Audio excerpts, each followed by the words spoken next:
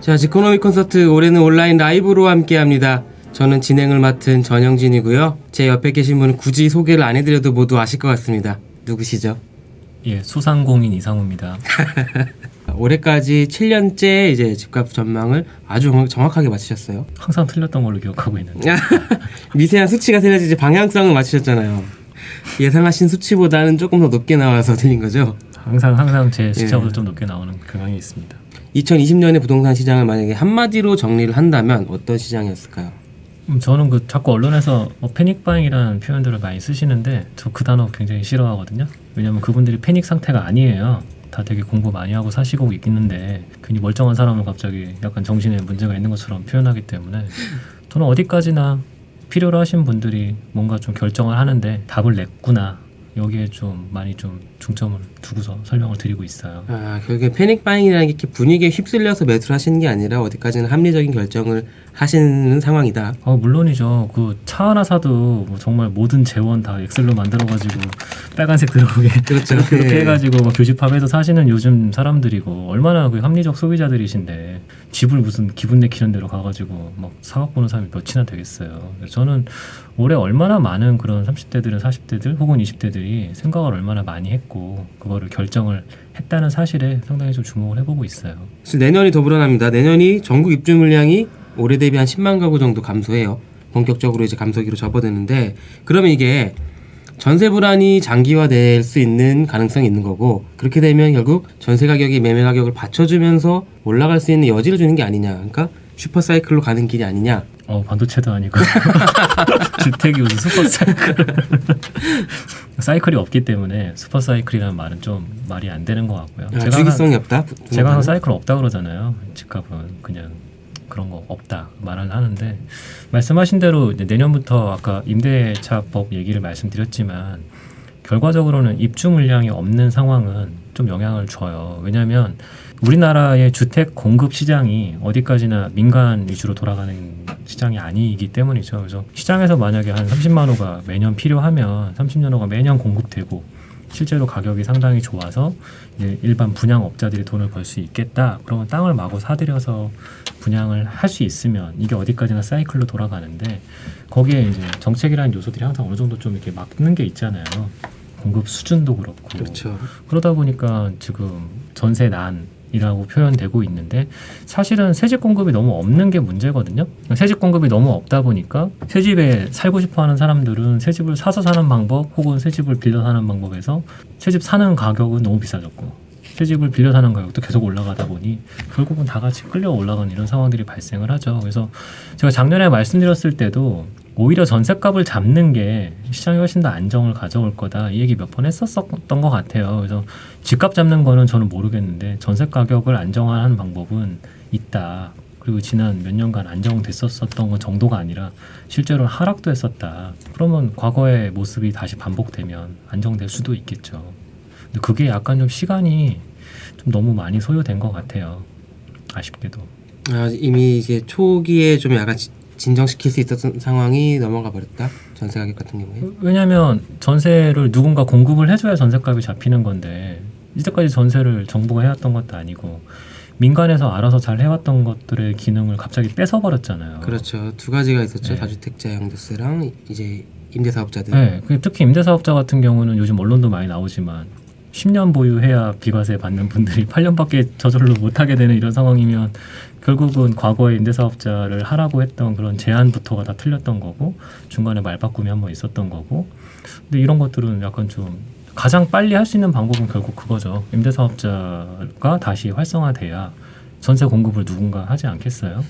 그렇죠. 이제 11월 19일 날 전세 대책이 나왔지만 물리적으로 집을 짓는 건 사실 좀 약간 적어도 아파트라면 2년 6개월 정도의 시간이 있는 거고 민간 시장에서 이 전세 매물이 나올 수 있게 해야 전세난을 해결할 수 있는 건데 그래서 전세난이라는 단어 자체도 좀 오랜만에 써보는 것 같아요. 저희가. 무슨 이재수의 난도 아니고 무슨 난이에요. 그냥 전세 가격이 상승하고 있는 거죠. 너무 우리 조선시대 단어들 좋아하는 것 같아요. 우리는 대한민국에 살고 있는데 뭐 상소 뭐 이런 말 좀 너무 싫어요. 저는 대한민국 국민입니다. 조선 신민이 아니라. 근데 여기서 이제 오늘 가장 중요한 질문을 드릴 때가 된 것 같습니다. 이렇게 입주가 감소하는데 내년 서울 아파트값 상승률을 9.9%로 전망했습니다. 그래서 이제 모두가 혹시 99%를 잘못 쓰신 거 아니냐? 아유 그런 예. 그런 건 좀 네. 아닙니다. 9.9%입니다. 이게 어떤 이제 뭐 물론 나름의 계산 방식이겠지만 일부러 두 자릿수는 좀 피하신 거죠. 아유 그것도 또 왜 그런 아닌 것 같아요. 네, 아닙니다. 9.9입니다. 9.9. 네. 아 근데 뭐 9%도 있고 한데 왜 9.9까지 굳이 전망하셨을까요? 속이 꽉 찬 남자 99.9에서 차용해봤습니다. 네. 제가 뭐 슬쩍 이제 대표님의 이제 저서를 좀 봤는데 최근에 이제 내신 이거 예 네 이거 네. 부동산 라이프 12월호를 봤는데 간절한 소망이 담겨 있더라고요. 저 요즘 네. 간절해요. 네. 제발 그랬으면 좋겠어요. 그러니까 9.9라고 하니까 좀 체감이 안 되실 건데 올해 지금 11월까지의 상승률이 얼마였죠? 19 정도 됩니다. 그러니까 그거의 딱 절반 정도. 그러니까 주택 가격이 안정화를 굉장히 염원하고 계시다. 좀라고 봐야 될 것 같네요. 네. 참고로 제가 보는 거는 평균 매매가. 평균 매매 가격으로. 그리고 많이들 보시는 거는 매매 지수로 보시죠. 매매 지수로 보셔도 벌써 10%는 넘었던 걸로 기억해요. 올해 상당히 많이 올랐던 장이라. 그러니까 지금 아마도 한국경제 또 하실 것 같은데 뭐 제 얼굴 누구 얼굴 이렇게 쭉 해가지고 뭐 연초에 상승률 뭐 이렇게 해서 제 거에 분명히 새빨간 숫자 들어와가지고 빨간불이 들어왔네 이렇게 아마 하실 듯한 느낌이 드는데 전화 안 하겠습니다. 그거 모두가 다른 숫자 가지고 얘기하는 겁니다. 모두가 다른 숫자. 그렇죠. 누구는 한국감정원 기준으로, 누구는 주택 기준으로, 누구는 아파트, 누구는 KB, 평균, 중위 다 다르거든요. 정말 달라요. 올해도 중위 가격으로 보시면은 더 이상한 숫자들 많이 보실 거예요. 중간값이 움직이는 거는 평균값하고 또 다르거든요. 근데 중위 가격은 정말 대표성이 없습니다. 그래서 항상 저는 평균 매매가 기준으로 계산을 해보고 있고요. 아까 2020년도 상승률 한 절반 정도만 올랐으면 한다가 생각이에요. 내년에는 올해 말씀드렸던 그런 여러 가지 포인트들에서 바뀔 게 없어요. 소득 증가라던가. 근데 내년에 특히 영향을 주는 게 공급 감소. 두 번째는 이거는 저도 올해 생각도 못했는데 원래 내년은 선거가 없어서 예. 정치 이슈가 원래 이렇게 없었어야 됐는데 그렇죠. 예. 갑자기 지금 선거 이슈가 내년 또 있어서 그것도 서울에 있는 네. 그래서 작년도에 제가 총선 이슈도 4월에 있다 그랬었는데 내년엔 또 서울시장 선거도 있고 그래서 내년에는 올해랑 거의 똑같을 것 같아요 패턴이. 사실 이제 서울의 정치 이슈는 앞으로 어떻게 보면 정비 사업의 향방을 가를 수 있는 또 선거잖아요. 네. 그래서 조금 더 눈여겨봐야 될 것 같고. 저거는 근데 요즘 뉴스에도 많이 이제 한국경제에서 많이 써주시고 계신데 이게 예전하고 좀 다르게 돌아가고 있습니다. 특히 정비 사업이 우리 머릿속에는 뭐 목동이라거나 뭐 여의도라거나 강남 이런 데서만 하는 거라고 생각하시지만 요즘 아마 안전진단이든 뭐 이렇게 진행되는 속도들 보시면 상계가 제일 빨라요. 그렇죠. 네. 아마 생각 안 해보셨던 분들 되게 많으실 거예요. 그러면 조금 다른 식으로 돌아갈 겁니다. 정비 사업도. 자, 그런데 이게 뭐 아무리 내년에 최종적으로 상승으로 간다고 해도 상고냐 또 상저하고냐 또 이런 흐름이 있잖아요. 근데 최근에 몇 년을 보면은 보유세 부담 때문에 어쨌든 상반기 안에는 절세 매물이 굉장히 많이 나오고 내년 같은 경우는 더욱더 강해진 보유세 때문에 더 많이 나올 거다라는 관측도 좀 있어요. 그것 때문에 오히려 좀 상승률이 상쇄되진 않을지. 그게 맞죠. 아까 말씀하셨던 것처럼 우리나라는 원래 부동산 특히 주택은 상저하고예요. 왜냐면 종부세 내기 싫으니까. 종부세를 내기 싫어하는 매도자들이 항상 5월달 중에 등기를 치는 조건으로 파니까 6월달부터는 또 매물이 다 사라지고 예. 해서 보통 한 4, 5월 언저리부터 이렇게 올라가는 모습이 보이는데 2018년 그리고 올해 2020년의 특징이 그 틀을 깼다는 거예요. 그리고 그 틀이 뭐냐면 1월, 2월, 3월에 계속 오르는. 그러니까 올해 코로나를 겪으면서 안 오를 줄 알았던 장이 사실은 서울 평균가가 1월, 2월, 3월에 제일 많이 올랐거든요. 막 월 3%씩 올랐거든요. 그게 뭘까? 그러니까 이제 우리가 알던 그 통념들이 다 사라지는 거예요. 아까 말씀하셨던 그런 종부세 부담이라거나 이런 것들에 대한 부담들이 사람들이 이제 좀 다 감내하는 쪽으로. 저 이거 되게 좋은 변화라 생각하는데 제가 요즘 되게 자주 쓰는 표현인데 적극적 납세 의무를 진짜. 전 아까 제가 조선 시민이 아니라 예. 대한민국 국민이라고 말씀드렸는데 대한민국 국민의 할 일 중에 하나가 납세 의무인데 맞죠. 이제까지 주택 시장에서 거의 대부분은 그 납세 의무를 회피하려는 노력들을 많이 하셨어요. 그러니까 9억 이하 양도세, 뭐 2년 거주, 뭐 2년, 3년 보유, 뭐 옛날에 복잡했잖아요. 근데 그거를 많이들 이제 내야 되겠다 이런 생각들을 하고 계시면 주식 마치 나중에 양도세 뭐 대주주 과세하는 거랑 예. 비슷해지는 거죠. 주식도 지금 과세가 없잖아요. 양도소득세 그 대주주 아니신 예. 분들은. 근데 주택에 대해서도 양도세를 좀 내야 되겠고 보유세를 좀 내야 되겠다. 이런 마음가짐의 변화가 아까 올해 2020년도에 사실 되게 크게 변화된 것 중에 하나예요. 사실 너무 당연하게 받아들여야 되는 이제 비용으로 인식이 된다는 거죠. 거기에 가장 크게 도와줬던 게 710이었나요?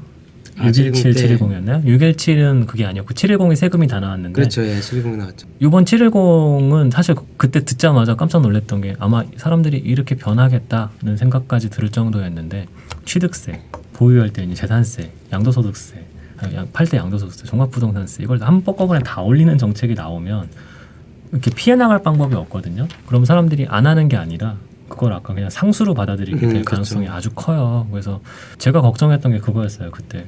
그러면 이 사람들이 이걸 상수로 받아들이면 이거는 말 그대로 거래와 관련된 비용으로 인식을 하게 될 텐데 뭐 기업 해보시면 다 아시겠지만 기업의 이익이라는 거는 매출에서 비용을 빼서 나머지 수익을 잡는 건데 세금을 비용으로 인식해버리면 개인 회계에서 생각지도 않았던 그런 것들이 이제 포함이 돼버리는 거죠. 그러면 원가에 그게 합쳐질 가능성이 아주 그렇죠. 크죠. 결국엔 매도가액이 얹어지는. 작년에는 사실 서울에서는 신길하고 고덕을 좀 약간 네. 눈여겨봐야 한다고 짚으셨고 올해는 서연고 안과라는 신조어를 만들어졌습니다. 아, 그거. 예, 이게 고대 나오신 분들은 서구현 안과가 아니냐 이러실 것 같은데 아, 네. 어쨌든 스카이니까. 네. 서연고 안과에서 이 서가 서울의 서초 서초에.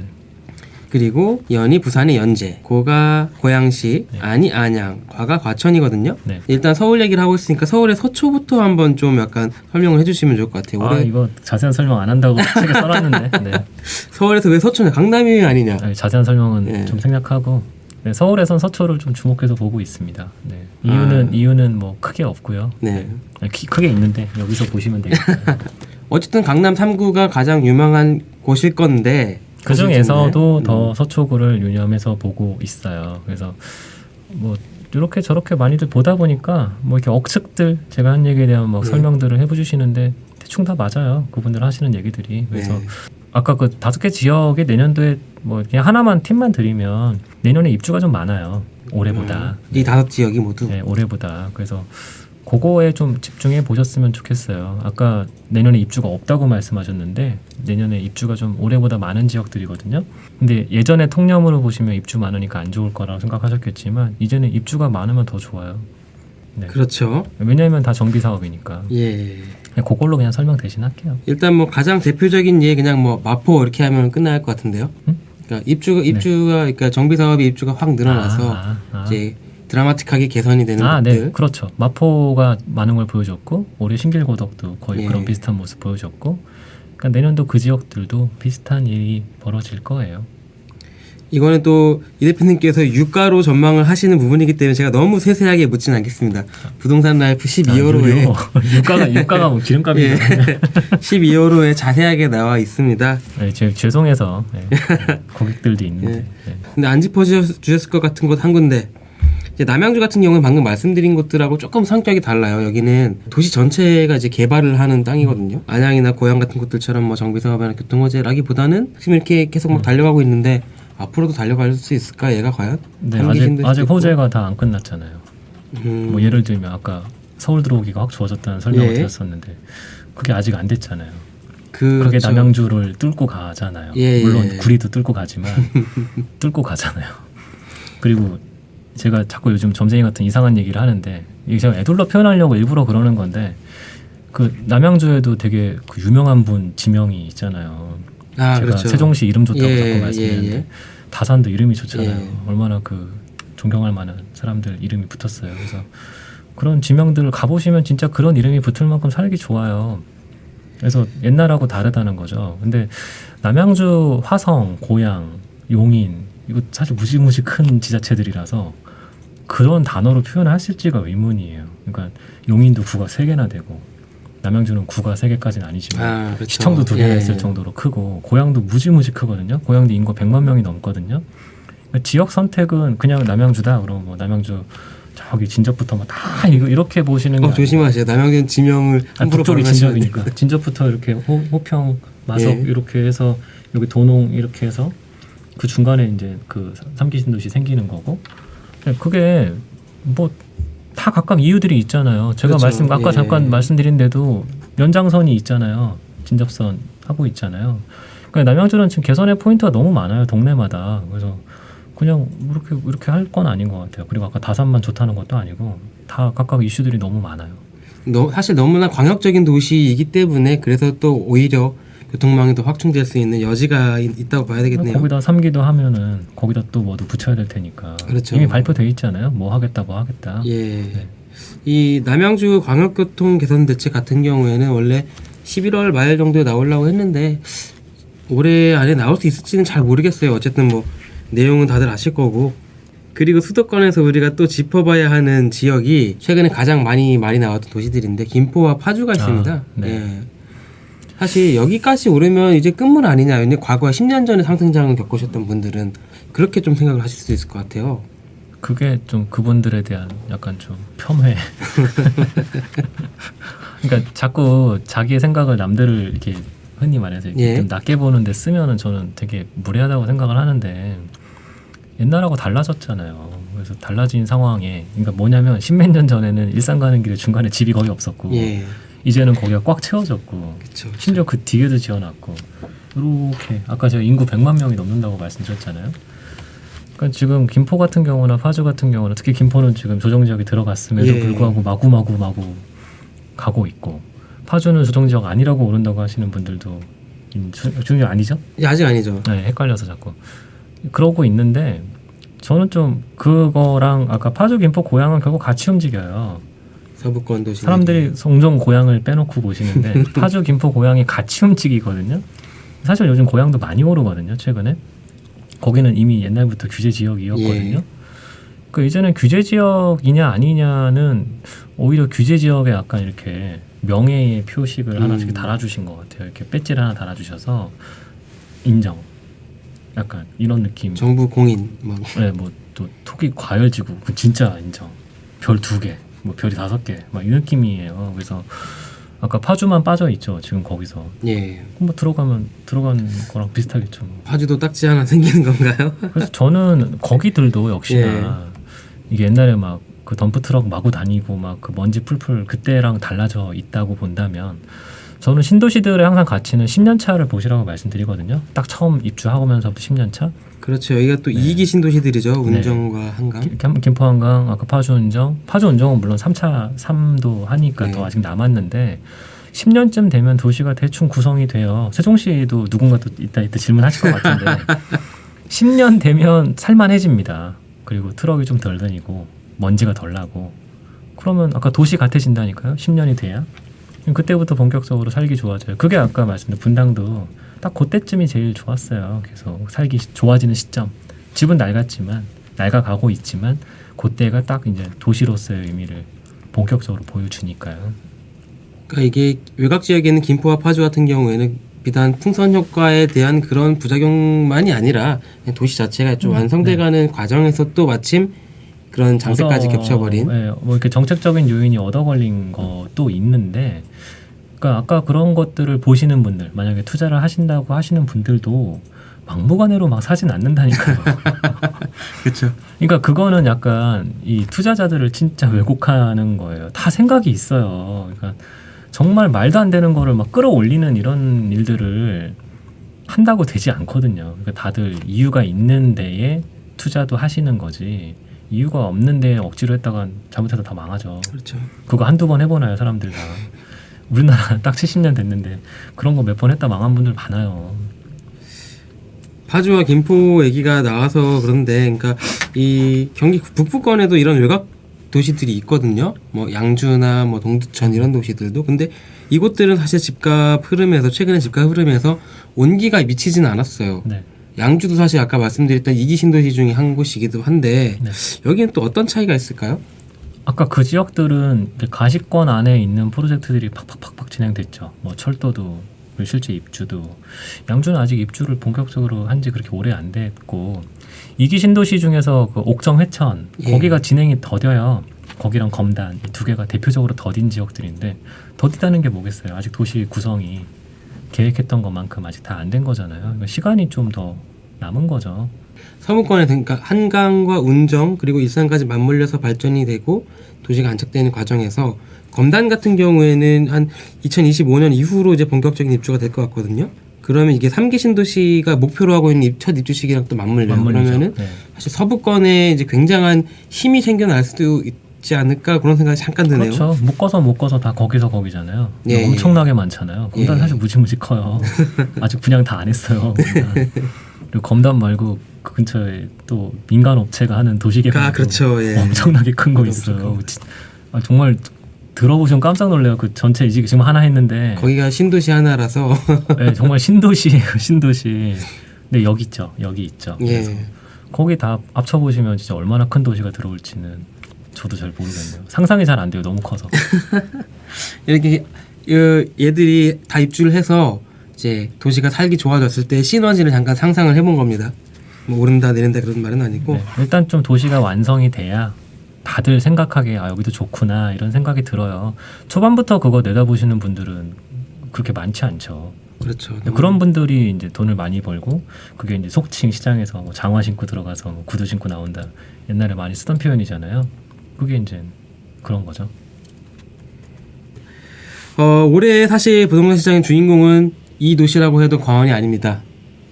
세종시가 매매와 전세 모두 한국감정원 통계 작성 이래 모든 기록을 갈아치웠어요. 네, 놀라웠어요. 이게 네.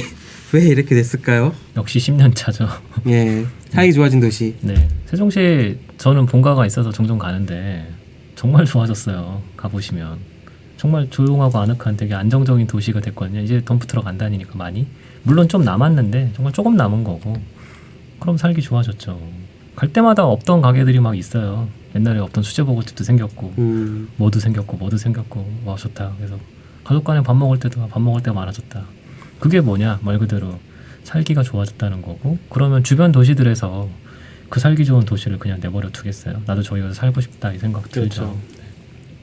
근데 세종시는 또 지방에서 또 몇 안 되게 되게 특이한 특정 직업을 가진 사람들이 몰려 사는 동네다는 건 이건 정말 찾아보기 힘든 일인데 사실은 대전에서는 그게 익숙해요. 뭐냐면 연구단지라는 게 옛날부터 있었는데 그런 동네가 잘 없거든요. 그러니까 특정 직업을 특히 연구단지 같으면 석박사들이 막 질비하고 네. 근데 세종시 같으면 행정고시 보신 분들이 질비하고 이런 환경들은 정말 찾아보기 힘들어요. 네. 그게 얼마나 특이해 보이겠어요. 사람들이 보기에. 그 도시 자체가 처음부터 완전히 제대로 계획이 된 도시이고 네. 산업도시 같은 거죠. 만약에 뭐 울산에 가면 뭐 거제도에 가면 창원에 가면 다 아빠들이 똑같은 데 다니잖아요. 예, 그렇죠. 네, 그런 느낌하고 거의 유사하다 보시면 되겠습니다. 아, 제가 살아봐서 좀 그거는 그런데 이 세종이 이렇게 저희가 실거래가로 보면은 한 1년 전 가격하고 거의 이제 더블이 됐다는 게 과언이 아니거든요. 실제 다 그래요. 예. 네. 문제 이게 언제 끝날 거냐예요. 세종 입주율이 점점 감소하고 있는 상황에서 도시는 점점 더 안착되는 과정. 원래 2030년이 세종시를 완성하는 이제 단계의 목표인데, 네, 목표죠. 예. 앞으로 10년 동안 그런 입주가 없는 상황에서 도시는 계속 점점 더 좋아지기만 한다. 답이 나왔네요. 그리고 또 올해 또 이슈가 가장 많았던 도시 중에 하나인데 부산. 아, 부산. 예. 부산이 사실은 작년이 2만 5천 가구, 올해가 한 2만 7천 가구 정도 입주가 오히려 늘어나는 상황이었는데 올랐어요. 올라서 규제를 받았습니다. 물량이 이렇게 많았는데. 한 4년 많았죠. 예. 계속 많았죠. 그래서 부산을 되게 나쁘게 보시는 분들이 많았죠. 내년은 어떻게 보시나요? 내년 줄죠. 네, 내년부터 이제 입주가 조금씩 감소합니다. 네, 크게 되게 크죠. 뭐. 아까 입주 줄면 다 간다니까. 그건 제 얘기가 아니라 전영진 기자님 아, 예. 말씀이신데 제가 그런 가설을 입주가 줄잖아요. 네. 그러면 전영진 기자님 생각대로 돌아갈 거고. 전세 가격 받쳐주고. 네. 그러면 저렇게 갈 예. 겁니다. 자, 그런데 부산은 이 조정 대상 지역에 대해서 안 좋은 추억을 좀 갖고 있습니다. 파리 대책 때 조정 대상 지역으로 지정되고 나서 유일하게 집값이 떨어진 곳이 부산이었어요. 그래서 이번 조정 대상 지역 지정이 부산의 집값을 이제 심하게 누르는 규제로 다가올 수 있지 않냐. 또 더 강해진 규제예요. 조정 지역은 전보다. 그래서 조금 전에 설명을 드렸는데 옛날 같으면 아까 어떤 특정 지역 뭐 신도시 생기고 그러면 투자자들 예. 후룩 들어갔다 나왔다 뭐 이런 것만 생각들 하셨겠지만 부산도 이제 실거주 가치에 대한 점수를 크게 두시는 것 같다니까요. 그래서 그런 것들이 돌아가니까 지금 아까 그런 지역들 좀 투기 그 조정 대상 지역 들어간 동네들도 상승률이 좋아요. 지금 분위기들 보시면 전혀 별로 영향을 안 주는 거죠. 뭐 특히 그 유명한 남천동이라는 그렇죠. 누구 서장 아직도 사시는지 모르겠지만 가격 엄청 나잖아요. 분양 엊그제 분양도 정말 기절하는 줄 알았어요. 저. 네. 원래 조정 대상 지역 들어가서 분양권 전매가 안 되면 그렇죠. 청약이 안 돼야 될 거 아니에요. 네. 근데 청약이 왜 이렇게 잘 돼요? 이제 살 생각 하시는 거죠 거기. 결국에는 이게 그냥 분양권 단타 수요가 아니다. 저는 그렇게 그렇게까지? 봐요. 근데 그렇게 안 보실 거예요, 다들. 네. 지방을 일단 폄하하시니까 다들. 지금까지 시청해주셔서 감사합니다. 나와주셔서 감사합니다, 대표님. 네, 감사합니다. 감사합니다.